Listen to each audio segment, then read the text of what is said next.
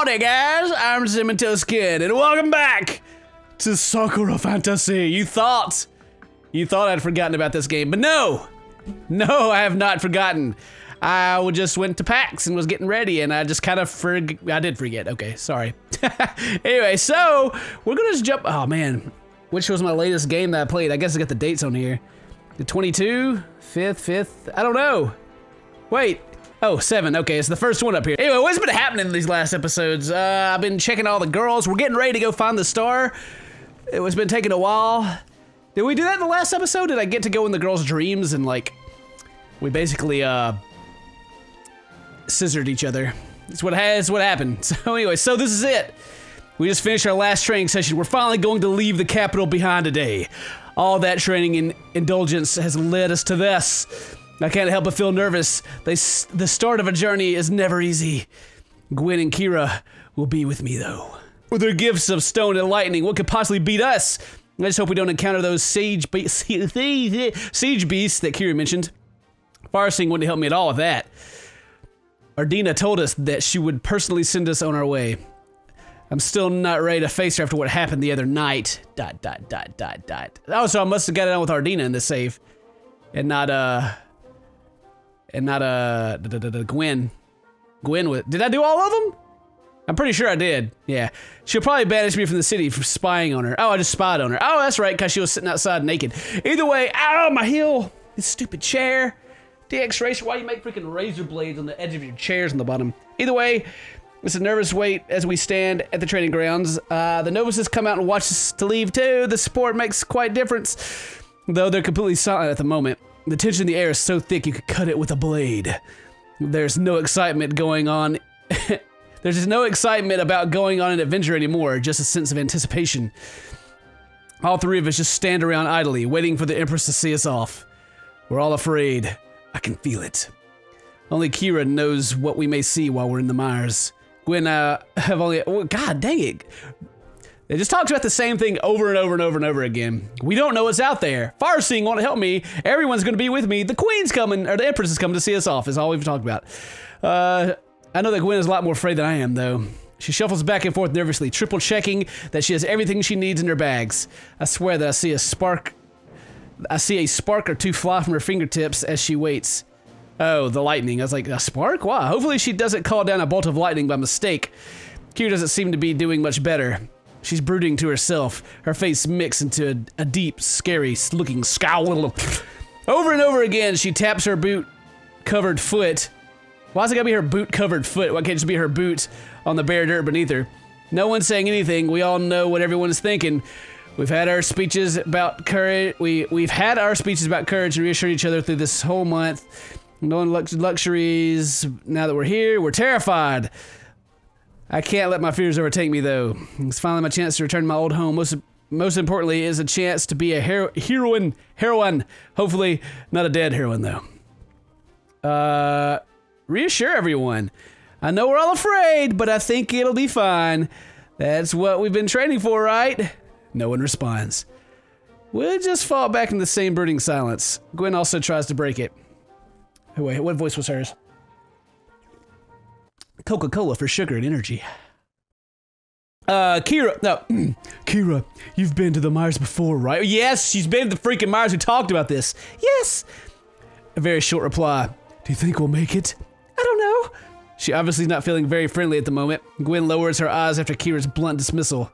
Okay, I won't ask. Sorry. Thank you. She looks really tense, tenser than I've ever seen her. Going to the mires must have her nervous too. We've all been told how foul the mires are and how nothing wholesome grows within them. Kira knows all about it firsthand, though. Oh my gosh. We haven't progressed any. That's the only thing I hate about this game is just so much crap filler. Anyway. Raylan, do you think you're ready? As ready as I can be. I can't exactly turn my skin to stone or throw lightning, though. We'll use you to scout the area when we set up camp. What? Oh yeah, I was gonna say, why are you gonna use me? I don't have any abilities back in Farsi. You should be able to use your Farsi while you're there, right? That's a good point. I can't Farsi into the mires from here, but it might be a different story once I'm there. It's possible. I can use my Farseeing to get bird's eye views if we need it. Bird's eye view if we need it. Good! You're gonna make sure we don't get lost. I could climb to the treetops and set markers to keep track of our progress. Markers? Oh, kind of like how in the olden days they chiseled stones to mark their way through the forest. Why do you have to place them at the treetops, though? Because we can't afford to backtrack to see where we're going. So they're up in the sky so we can see them. That's all we're going to rely on? No, the Empress assured me that she would give us the means to navigate through the forest. Between that and the beacons, we should be able to find our way. She was really concerned about knowing exactly where we are in the mires. It's nice to know that we aren't going to get lost then. At least, that's the least of our worries, Gwen. There's much worse things than getting lost out there. Right. Anyway, I'm going to need you two to watch my back when I'm setting the beacons. There are a number of monsters that wander through the treetops. They're not stupid, so don't treat them like they are. We discussed the plans navigating the mires. The Emperor shows up. She's finally arrived. Kira grows silent as she watches Ardina slowly approach us. Greetings, Empress. Greetings, Kira. I trust you have been busy training, as always. Yes, we're as ready as we'll ever be. I'm glad to hear that. Slowly she turns to look at Gwen. What of you, Gwen? Have you learned to control your gift yet? As much as I can, Your Empress. She seems to be sizing us up, measuring our worthiness. You are all ready. You have no idea how grateful I am for your help. I do sincerely wish I could join you in person, but I have my duties here. To abandon all these people while they're so afraid would not be fitting for an Empress. You have my blessings, and I'll make sure to keep in touch with you. Both Gwen and Kira look at each other skeptically. My Empress, how do you plan to do that? With what looks like a smirk on her face, the Empress looks over at me. I have my means, Gwen. You will know when you see it. Now, what exactly does she mean by that? How could she possibly help us out there? We have to rely on our wits and skill in the mires. Kira's been telling me for the past few weeks. Well, there's no point in delaying it any further. We're marching into the mires. Woo, come on, you two. Woo. There's not much I can do to our... Of course you can't. It's finally time to get our face fares before we leave. Ardina reaches out to me. That Coke. Something clasped in her hands. Take it. What could she be? What is she giving me? Reach forward. Circular into my hand. Looking more closely, strange looking compass. Tiny shard of some kind of crystal in the middle of it.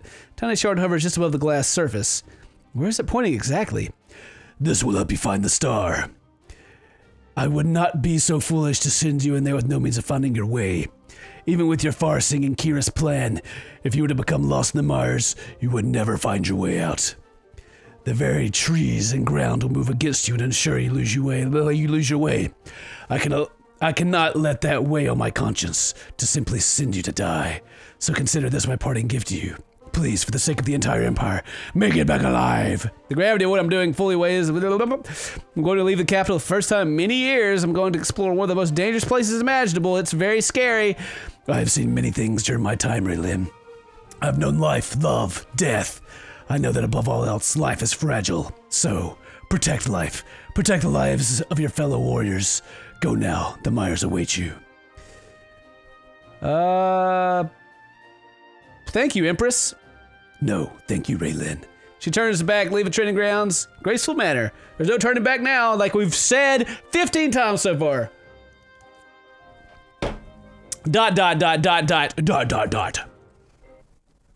There's a long trip from the capital walls. The guards at the walls had pleaded us not to leave, but that obviously wasn't something we could do. The grassy plains quickly gave to a sickly and disgusting swamp. All this filth and decay I'm walking in right now. It's strangely familiar. I was born in this. I can't quite remember where I've seen anything like this, though. Thick, sickly-looking undergrowth creeps across the ground. It's as if the plants are swallowing the very land that with their withered growth. Merely taking a step is enough to make your blood turn to ice. The squelching noise that echoes from the stepping of the ground is nauseating. The vines hanging from in front of my face seem to have warts and cysts growing on them. Gross! Everything about this place is dark, damp, and disgusting. The sun barely makes it through the canopy, giving us only a few rays of light to see where we're walking. I can't help but notice it feels like we're being watched too. Whether I went to the garden Whenever I went to the gardens of the capital, they were always bursting with life and animals. Here, everything is silent. The entire forest is dead. Yet, I was told that there were all kinds of beasts that wandered the mires. Are they hiding from us? Or can we simply not see them in the dark undergrowth?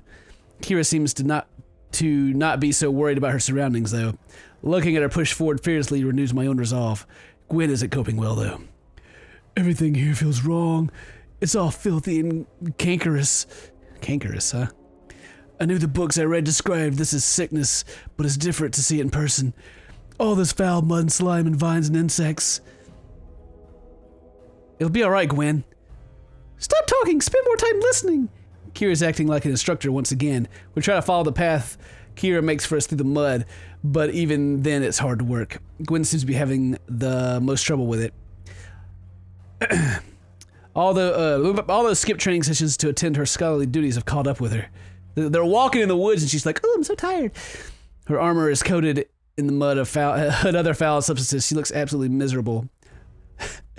So much mud. Why must there be so much mud? Kira barely looks back as she responds.